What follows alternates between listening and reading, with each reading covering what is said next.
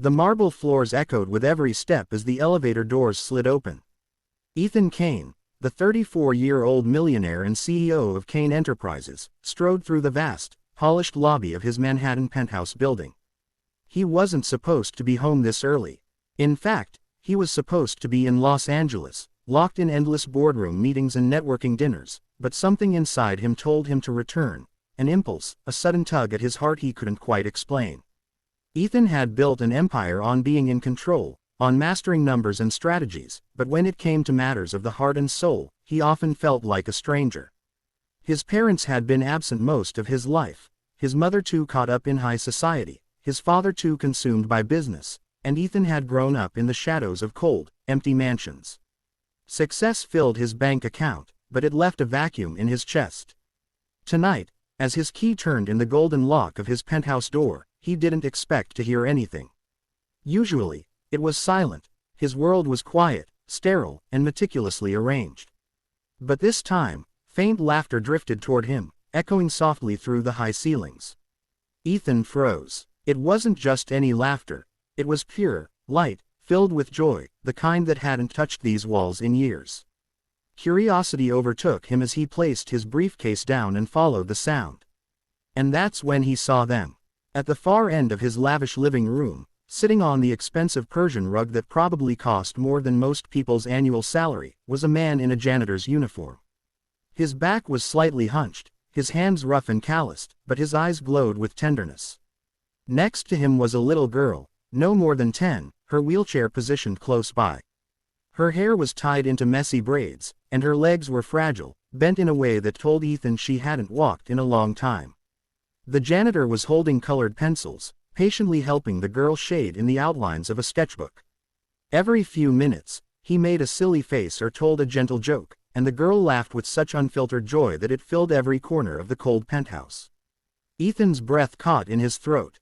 He knew the janitor. It was Daniel Brooks, the night shift janitor in his office building. Ethan had passed him countless times without more than a nod, barely noticing him. A man invisible in the grand machine of his company. But here he was, in Ethan's home, with a little girl who clearly wasn't just any child, she was Daniel's daughter. For a moment, Ethan felt anger rise in him. Why was a janitor in his home, uninvited? Who had let him in? But then, before words could form, he noticed something that silenced him completely. Daniel was holding his daughter's trembling hand, guiding her fingers across the page. Her hands shook as though every line was a struggle, but Daniel didn't rush her. He encouraged her, whispered, "You can do it, sweetheart. You're stronger than you think." The girl, her name, Ethan soon overheard, was Lily, beamed at her father. "Daddy, look, I stayed in the lines this time." Tears welled up in Daniel's eyes. "I'm proud of you, Lily. You're my little warrior." Ethan felt something stir inside him. He leaned quietly against the doorway, unseen for a moment, and watched the scene unfold. The sterile silence of his penthouse had always made him feel hollow, but in that moment, with the laughter of a child echoing through it, the place felt alive, like it had been waiting all these years for warmth like this. Finally, Ethan cleared his throat. Both Daniel and Lily looked up, startled. Daniel instantly jumped to his feet, guilt flashing in his tired eyes. "Mr. Kane, I can explain. I'm so sorry, sir. I didn't mean." Ethan raised a hand. "Calm down. Just tell me why you're here." Daniel swallowed hard. His uniform was worn, his shoes scuffed, and his voice cracked with humility as he spoke. "The cleaning crew was finishing up on this floor. Lily was with me because, well, I couldn't leave her alone at home. She doesn't do well on her own.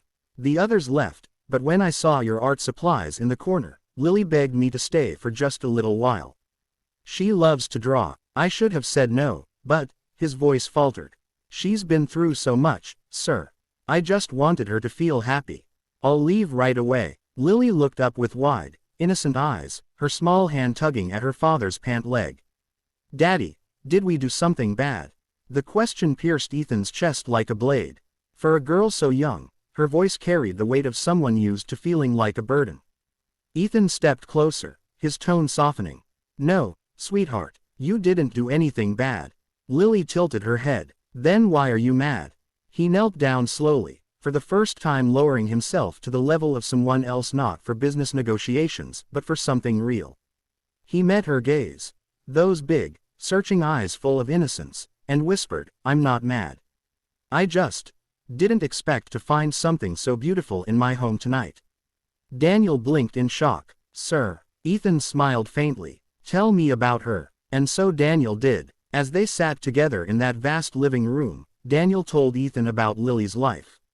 About the accident that took her ability to walk when she was only 5. About her mother walking out soon after, unable to handle the weight of raising a disabled child. About Daniel juggling 2 jobs, janitor by night, mechanic by day, just to keep food on the table, refusing to give up on his daughter. Lily chimed in with her own bursts of excitement, showing Ethan her drawings, telling him about her dream of becoming an artist one day, even though her hands sometimes betrayed her. Her laughter filled the air again, but this time, Ethan didn't just hear it. He felt it, deep in his soul.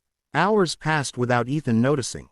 The millionaire who was always racing against time suddenly found himself wanting it to slow down. He saw in Daniel a father who had nothing yet gave everything, and in Lily, a child who had every reason to feel broken but chose joy instead. Something in Ethan's heart cracked open that night. When Daniel finally rose to leave, Ethan stopped him. "Wait, don't go yet." Daniel looked nervous. "Mr. Kane, I don't want to overstep." "You're not," Ethan said firmly. "From now on, this place, it doesn't need to be empty. I want you both to feel welcome here. Lily deserves better than a world that overlooks her. And Daniel, you deserve better than a world that doesn't see how extraordinary you are." Daniel's eyes glistened. "Sir, But Ethan shook his head. "No more, sir. Tonight, it's just Ethan." It was the start of something neither of them could have imagined. Over the next weeks, Ethan invited them often. He cleared out one of his grand rooms and turned it into an art studio for Lily. He hired physical therapists, not because he pitied her, but because he believed in her dream of walking again one day. And every night, as Daniel continued working tirelessly, Ethan found himself learning, not about profits and mergers, but about kindness, resilience, and what it truly meant to be family. The man who once lived in an empty palace now came home to laughter, to drawings taped on his fridge, to dinners that weren't eaten alone. One evening, as Lily proudly showed off a painting of the 3 of them together, her in her wheelchair, Daniel with his tired but proud smile, and Ethan standing beside them, she said softly, "I think we're like a family now." And Ethan, for the first time in his life, felt tears of joy instead of loneliness. Because in the unexpected kindness of a janitor and the unbreakable spirit of a little girl, he had finally found what all the millions in the world couldn't buy: love, humanity, and a home filled with life.